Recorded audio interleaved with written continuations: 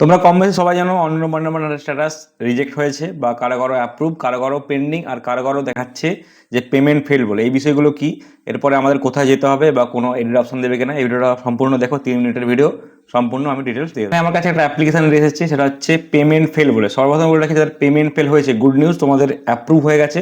But ব্যাংকের কোনো server problem বা ডিবিটি লিঙ্ক বা কেওয়াইসি ফর্মের প্রবলেমের জন্য তোমাদের টাকাটা আটকে গেছে। তো তোমরা ইমিডিয়েট তোমাদের ব্যাংকে গিয়ে যোগাযোগ করো, তোমরা কেওয়াইসি ফর্মটা আপডেট করো বা ব্যাংকে জিজ্ঞাসা করো যে আমাদের প্রবলেমটা কি। যদি ডিবিটি লিঙ্ক উড়ে গিয়ে থাকে, অনেক ক্ষেত্রে ডিবিটি লিঙ্ক উড়ে যাচ্ছে, তো তোমরা ডিবিটি লিঙ্ক চেক করাও বা ডিবিটি লিঙ্ক পুনরায় করো।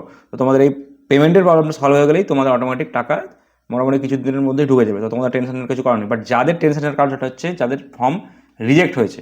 অ্যান্ড সর্বপ্রথম বলে রাখি, তোমরা যদি ফর্ম স্ট্যাটাস চেক করতে চাও, তোমরা solidity.wb.gov.in চলে যাবে। এখানে সিটিজেনশিপ সিলেক্ট করে তোমাদের ওটিপি দেবে, রেজিস্টার মোবাইল নাম্বার ওটিপি যাবে। আর ওখান থেকে তোমরা যেখানে ফর্ম ফিল আপ শুরু করেছিলে ওখানে লগ ইন করে তোমাদের স্ট্যাটাস দেখতে পাবে। সিম্পলি এই প্রসেসটা যারা জানো না তাদের জন্য বলে দিচ্ছি। আমার কাছে এটা এরকম ফর্ম এসছে, এটা হচ্ছে রিজেক্টেড ফর্ম রিজেক্টেডের কারণ কি? রিজেক্টেডের কারণ হচ্ছে তোমাদের হয় কোনো ডকুমেন্টস ভেরিফিকেশন ফল্ট হয়েছে বা কোনো ইনফরমেশন ভুল।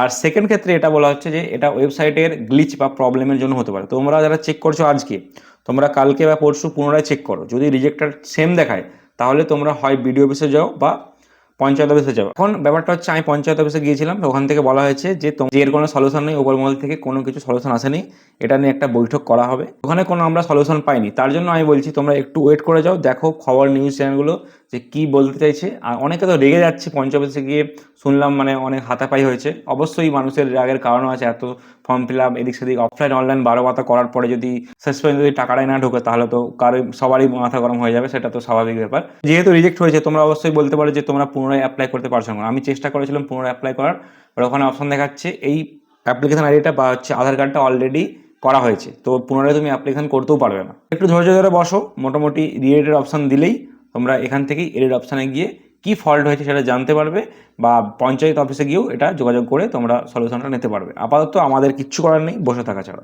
তো তোমাদের স্ট্যাটাসে পেমেন্ট পেন্ডিং বা পেমেন্ট ফেলিওর দেখাচ্ছে বা রিজেক্ট দেখাচ্ছে, let me no in the comment section.